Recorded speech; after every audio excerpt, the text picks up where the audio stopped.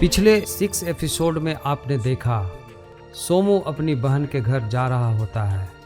चंपा गांव की तरफ ट्रेन से सफ़र करते करते रात हो जाती है। फिर वह एक स्टेशन से पैदल अपने बहन के घर जाने लगता है। रास्ते में उसे एक अजनबी मिलता है जो गांव का रास्ता गलत इशारा करके बताता है। सोमू पहुंच जाता है एक खंडर हॉस्पिटल में और वहां गिर जाता है एक खुफिया अंडरग्राउंड में। होश में आने के बाद वह पाता है कि खुद बंधा हुआ है और सामने खड़ा है एक दरिंदा।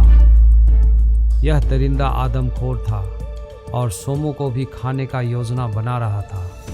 सोमू और उस दरिंदे के बीच जो संघर्ष होता है आप इसे इस पार्ट में देखेंगे।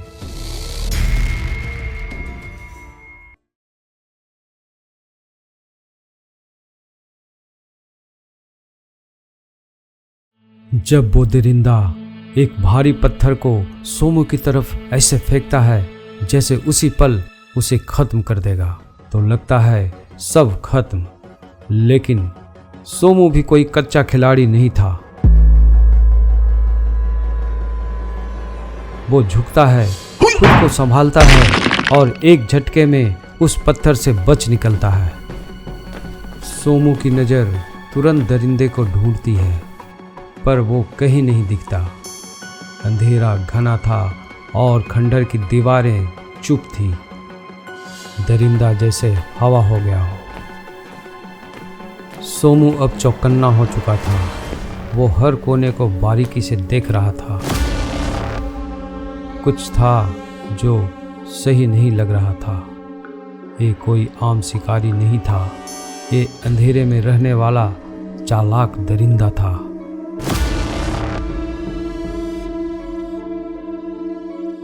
तभी सोमू को कुछ महसूस हुआ। एक अजीब सी बदबू, सड़ी गंध। यही सुराग हो सकता है, उसने सोचा।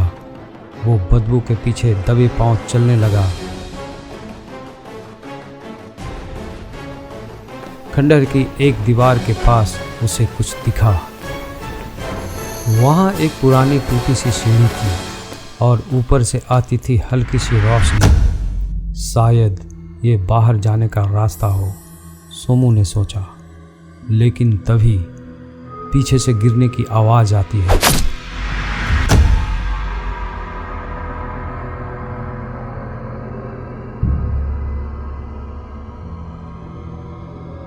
सोमू तुरंत रिवॉल्वर निकालता है। वो आवाज की दिशा में दबे पांव बढ़ता है।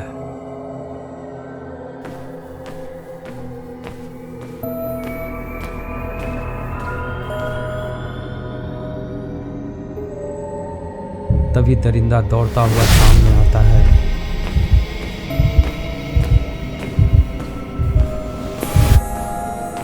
वो भागता है और सीढ़ियों की तरफ दौड़ता है।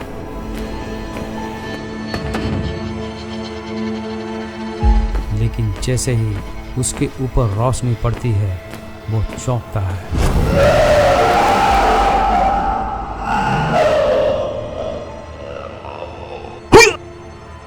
दरिंदे को रोशनी से एलर्जी थी। वो तड़पता है, दर्द से चिल्लाता है और वापस अंधेरे में भाग जाता है। सोमू समझ जाता है धूप ही है उसकी सबसे बड़ी दुश्मन। सोमू के दिमाग में एक प्लान आता है। अगर वो सूरज की रोशनी को सही दिशा में मोड़ सके तो उस दरिंदे को खत्म किया जा सकता है। वो शीशा, रिफ्लेक्टर, कुछ भी खोजने लगता है। इस वक्त सोमू के लिए दरिंदे से भी ज़्यादा खतरनाक थी उसकी बेबसी। उसे चाहिए था सिर्फ एक आईना या कोई रिफ्लेक्टर, और वो अंधेरे की खामोशी में अपने आखिरी सहारे को बेताबी से तलाश रहा था।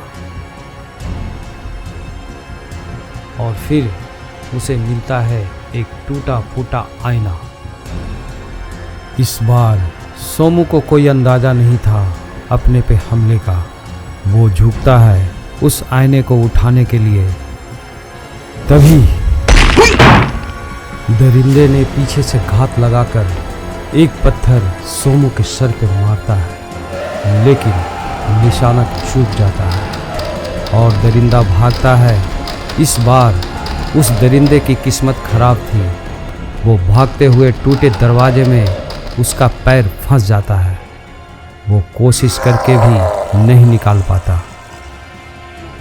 सोमू तुरंत इस बात को भांप लेता है और वो जल्द ही आईना उठाकर धूप की रोशनी तक दौड़ता है। सोमू ऊपर से आती तेज धूप को शीशे में मोड़ता है और खंडहर के अंधेरे कोने में चमक फैलाता है।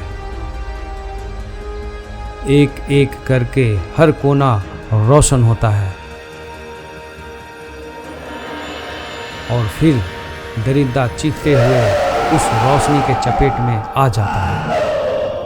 उसकी चमड़ी जलने लगती है। वो जमीन पे गिरता है, तड़पता है और कुछ ही देर में धूप में जलकर राख बन जाता है। और इस तरह आदमखोर दरिंदे का अंत हुआ।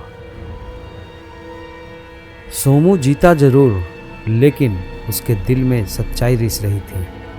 ये दरिंदा भी कभी इंसान था। एक केमिकल रिएक्शन ने उसे राक्षस बना दिया और आज उस राक्षस का सफाया जरूरी था। भारी सांसों के साथ सोमू खंडहर के अंधेरी सीढ़ियों से बाहर निकलता है और बाहर तेज धूप ने उसकी आंखों को चीरकर भीतर एक रोशनी भर दी। उसे एक नई ऊर्जा मिली, लेकिन थका हुआ शरीर लिए वह लड़खड़ाते कदमों से बाहर निकलता है।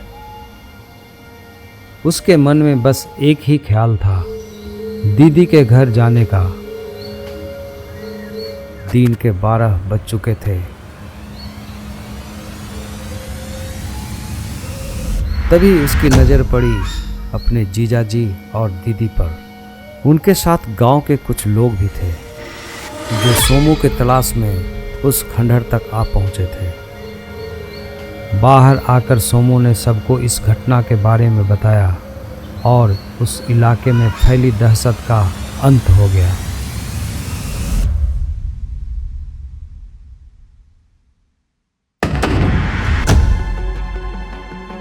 लेकिन यही खत्म नहीं होती कहानी। अंधेरा अब भी जिंदा है, रहस्य अभी और बाकी है।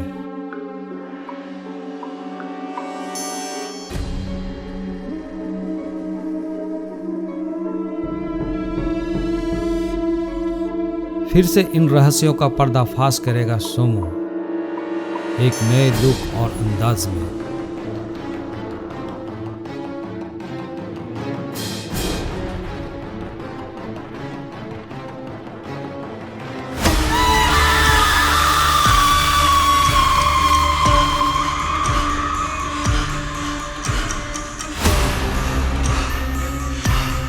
हम फिर मिलेंगे एक और रोमांचक और रहस्यमय कहानी के साथ।